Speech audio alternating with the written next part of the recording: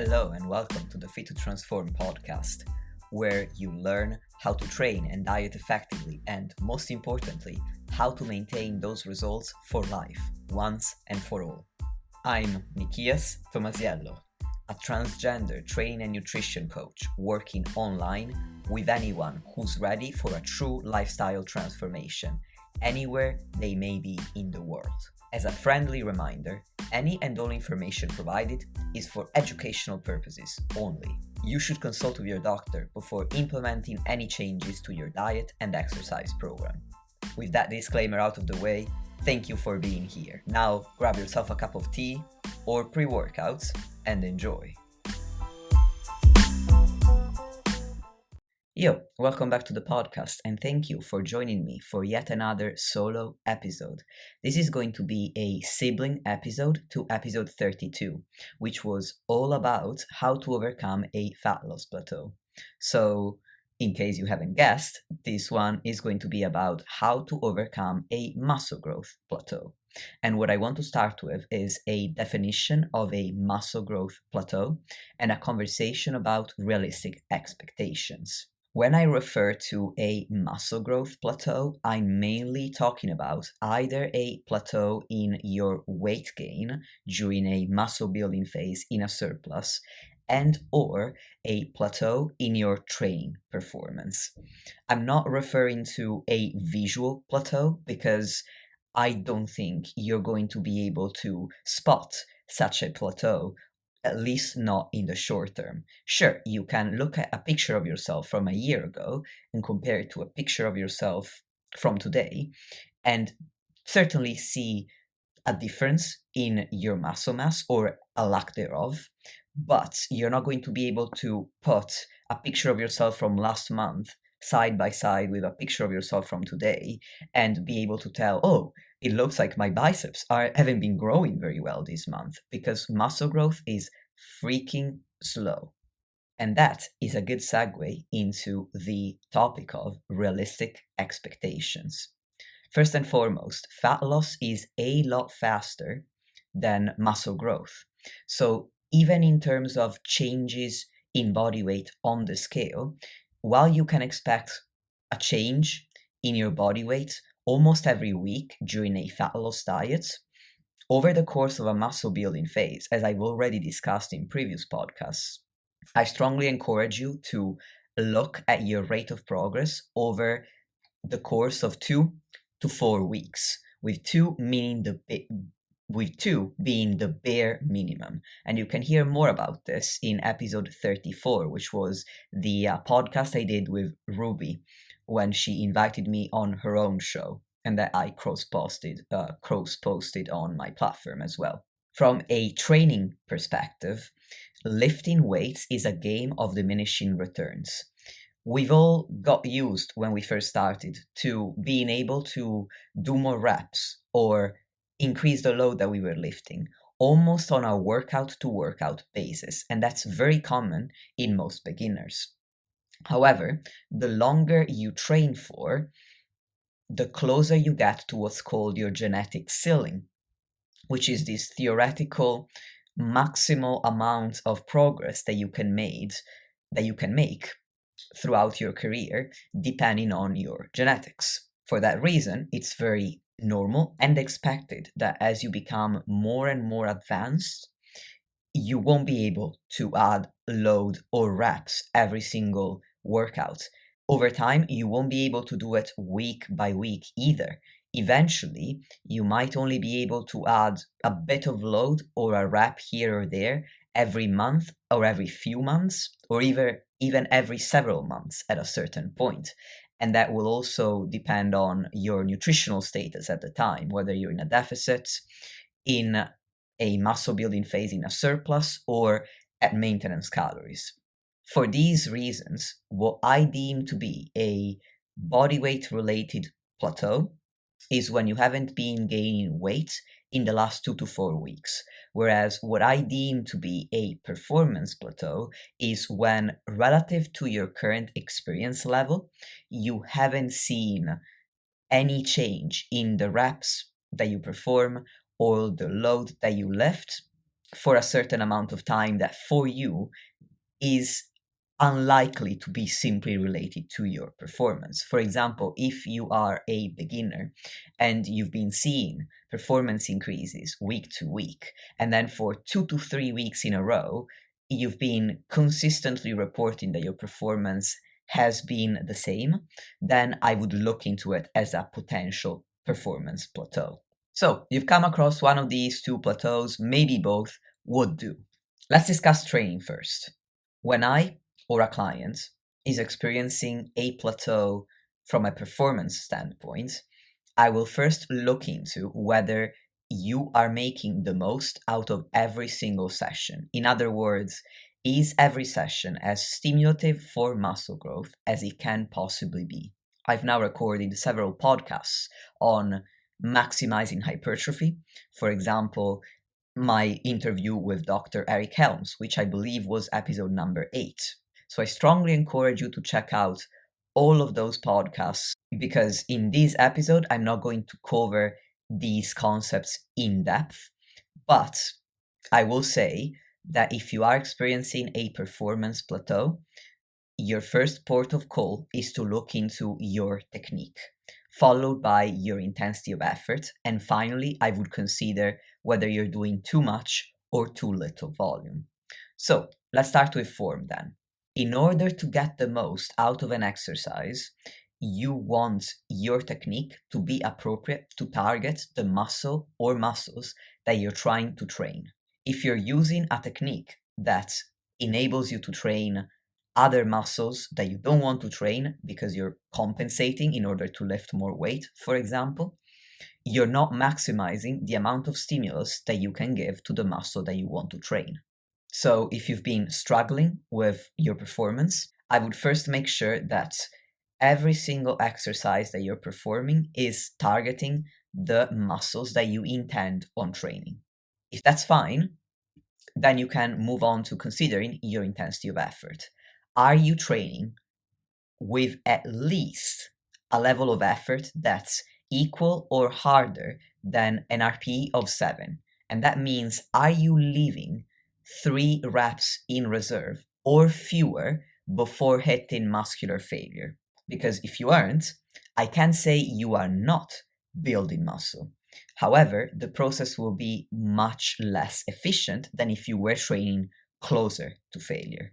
On the other hand, there's also a possibility that you may be training too hard, too often for your recovery capacity. And that will also lead to a stall in your performance. Last but not least, once you've considered your form and your intensity of effort, so you've considered your in-session variables, you want to consider one of the overarching variables that govern an entire training program, and that's volume. Because as we know, volume has a dose-response relationship with hypertrophy, whereby the more volume that you do, which you can also recover from, the more hypertrophy you're going to experience up to a point. And that is the point past which you can no longer recover properly from that volume. And that's when you start to see performance stalling or even decreasing. And on the other end of the spectrum, if you're doing too little volume, once again, it's not like you won't be building any muscle at all necessarily, but the process will be very inefficient. So you need to find your sweet spot. And for most people, on average, based on the scientific literature that I'm aware of, the range is between 4 and 20 sets per muscle group per week. So clearly the range is very, very wide. Therefore, you need to find your own sweet spot via patience and experimentation. But if right now you're struggling and you feel like you never get sore, you could always do a little bit more volume. You could always do 1 or 2 more sets for a certain muscle, in your opinion, based on your energy levels and on how well you're recovering. Your sleep is in check, your nutrition is in check, your stress is being managed as much as possible, then potentially you might benefit from increasing the amount of volume that you're doing.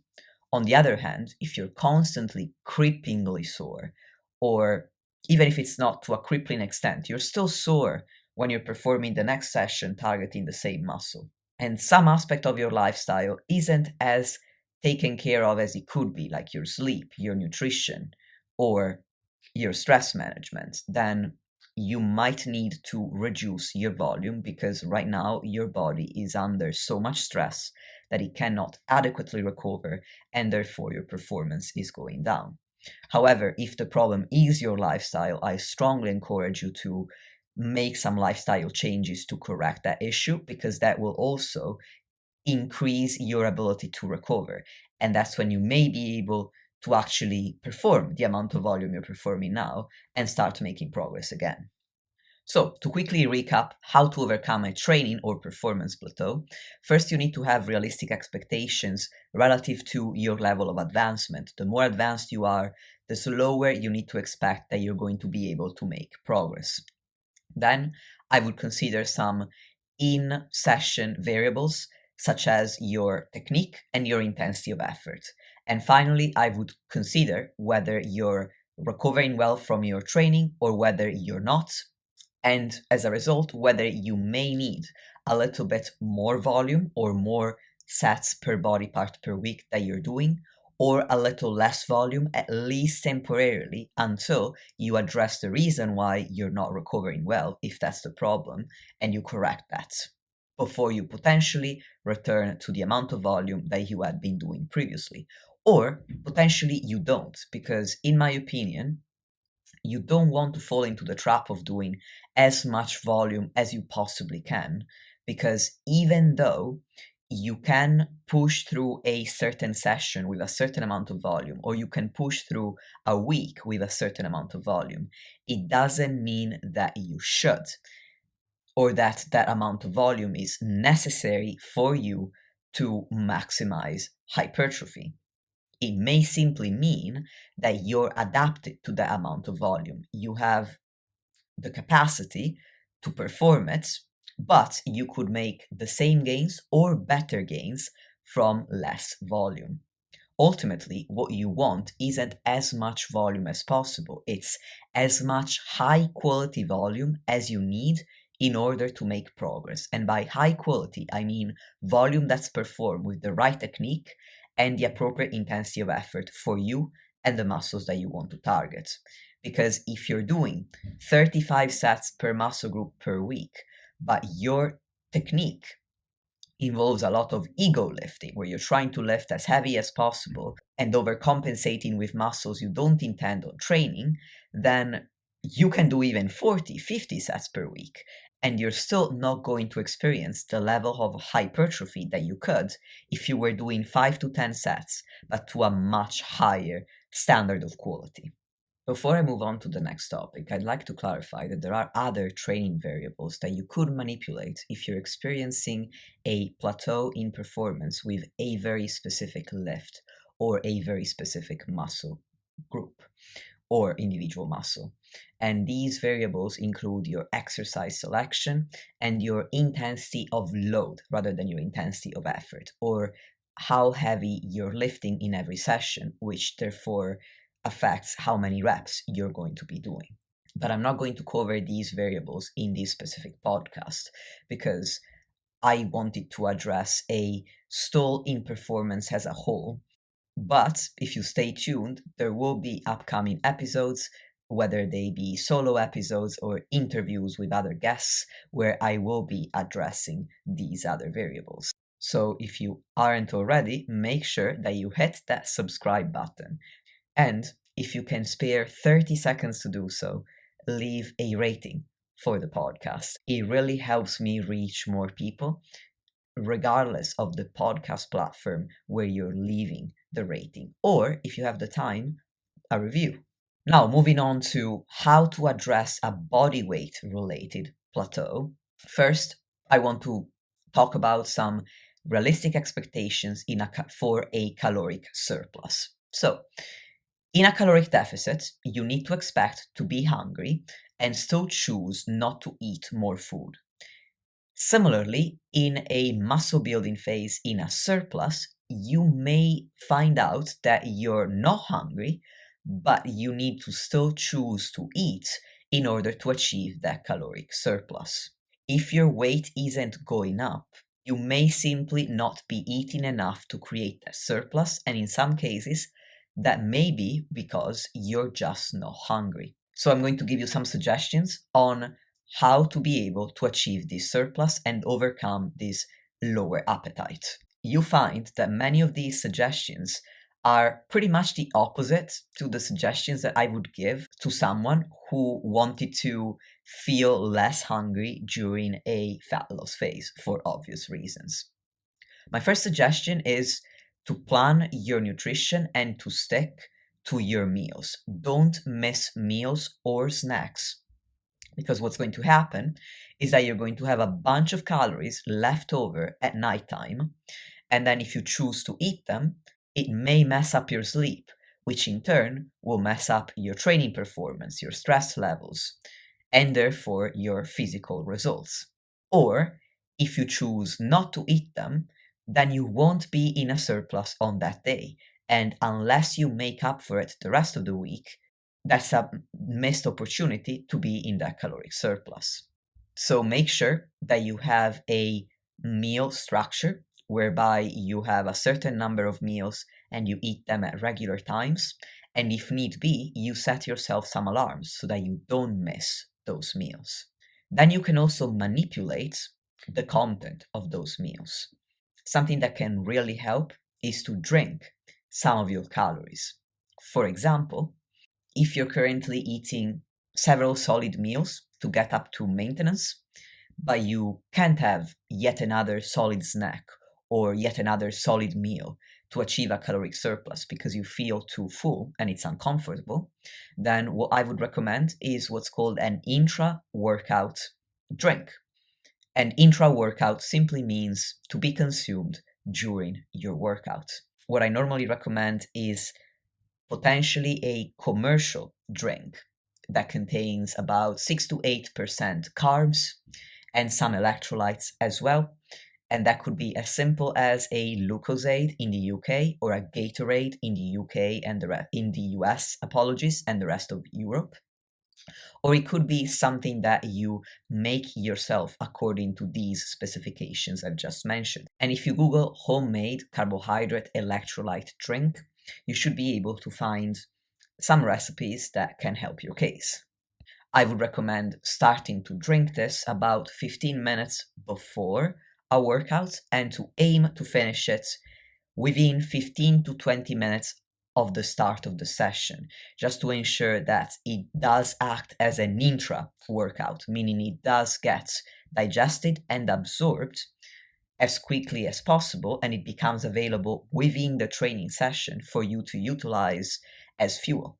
As a general rule of thumb for planning your meals that I would apply not only to a caloric surplus, but to any nutritional phase you may be in, it seems beneficial to me to schedule the majority of your calories before, during, which is optional depending on how many calories you have available, and after your training sessions, particularly calories coming from carbohydrates and protein, because these two nutrients are going to benefit your performance and your recovery from your sessions the most.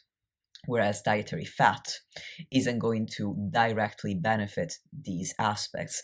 And in fact, it may slow down your digestion to a point where you might feel still too full to train if you eat too much dietary fat too close to a session.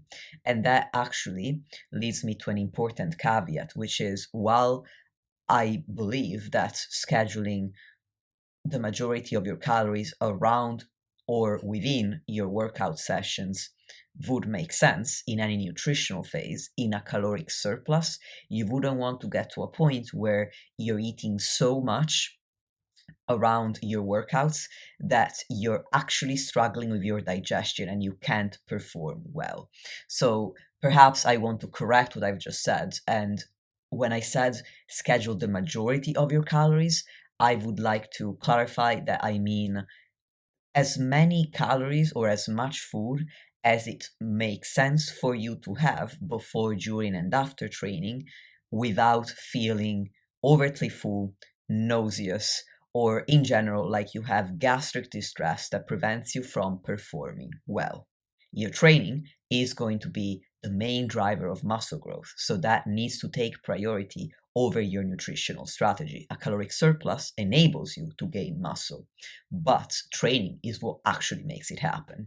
Now, going back to how to manipulate the content of your meals, there's also research showing that a more liquid or a creamier texture tends to increase satiety less than a crunchier texture. So if somebody were in a fat loss phase, I would recommend to them go for crunchier foods, such as raw carrots, because it's really going to help with your satiety. But if you're in a surplus and struggling to eat enough, then what you need to do is try to go for a smoother, creamier texture. So yogurt, as I already mentioned, liquid calories, hummus, nut butters, these foods can be really beneficial. And speaking of nut butters in particular, the other reason why they may be beneficial is that they are more calorie dense, meaning that in a smaller portion, they pack a considerable amount of calories. For example, 10 grams or a little less than a tablespoon of peanut butter contains around 60 calories.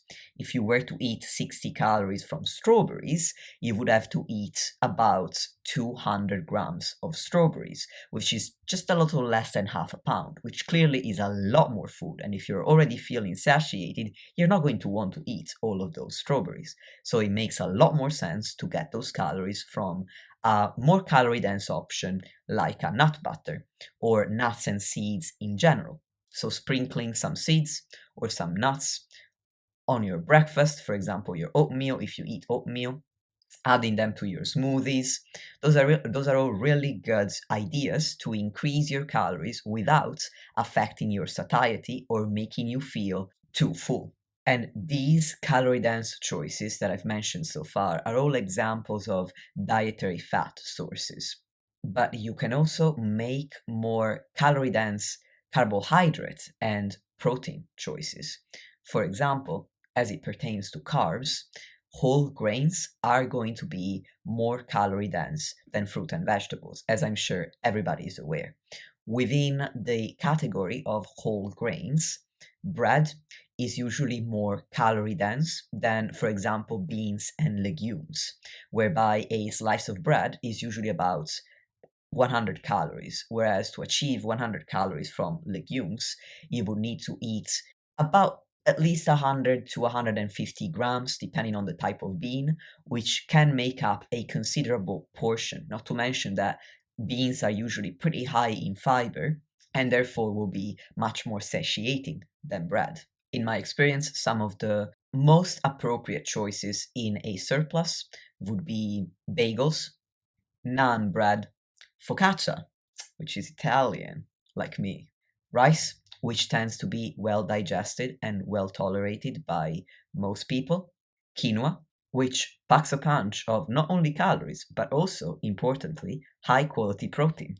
And therefore, it's a recommendation that I usually give, particularly to my vegan clients. And carbohydrate sources with a higher sugar content and a lower fiber, protein, and dietary fat content, like honey, jam, and cereal, because the higher sugar content makes the carbohydrate source easier and quicker to digest and absorb. When looking at your protein sources, then sources that also include carbohydrates and or dietary fat are going to be more calorie dense. For example, salmon, which contains dietary fat, is going to be far more calorie dense than chicken breast. Eggs with the yolk, since the yolk contains dietary fat, are going to be more calorie dense.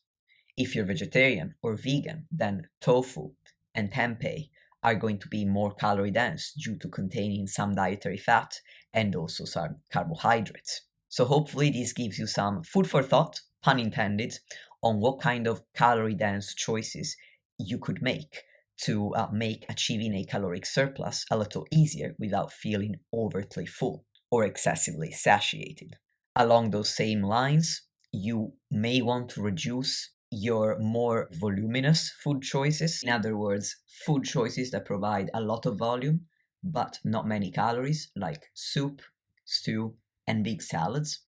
Those are going to contribute to making you feel very satiated. And while I still encourage you to prioritize your fruit and vegetables, fiber, and protein targets, once you've hit those, I don't think that going above and beyond is going to help you in a caloric surplus. And if anything, once you've hit your non-negotiable targets to ensure that you have a highly nutritious diet, in order to achieve a caloric surplus, you may find that including some highly palatable, higher calorie food that most people refer to as junk food in quotations, I don't call it that, but you understand what I mean, would be beneficial just to help you hit your calorie target on top of your other macro and micronutrient targets. So these are all my suggestions on how to address a body weight related plateau. So first, making sure that you are checking your body weight every 2 to 4 weeks and not expecting it to go up regularly every single week. Secondarily, if you are managing your expectations correctly in terms of body weight changes, then you need to understand the way you may feel in a caloric surplus, and if you're not hungry, you may still need to choose to eat in order to achieve that surplus. And ways to do that include managing your meals so that you don't skip them and you don't have too many calories left over at night, and manipulating the content of those meals to make food a little bit more palatable and a little bit less satiating. Finally, to put a bow on this podcast, I want to clarify that all of these strategies to address a performance-related or a body weight-related plateau are only going to be useful if you've already taken care of the big rocks that make up your lifestyle. And that means you need to be managing your stress as well as possible, looking after your sleep routine, eating the appropriate amount of calories, but also the appropriate nutrients, and therefore making the right food choices for yourself the majority of the time. If you're not looking after these aspects of your lifestyle, then those are likely to be the main reason why you're struggling to gain weight or to improve your performance. So before you consider any of all of the suggestions that I've given you, I strongly encourage you to look into those aspects. Now, that's a wrap for today's podcast. Thank you very much for listening. At the moment, I'm open to taking on some online clients. So if you're interested, hit the link in the description below so you can read more about my coaching services. And on that same webpage where I describe said services, you'll also find a link to the application form that I'd like you to fill out so that I can then get in touch with you. And if the application passes my screening process, then we can jump on a complimentary call to further discuss where you're at, where you'd like to go, and how I can help you. Thanks again for tuning in and lending me some of your time, and until next time, dear listeners.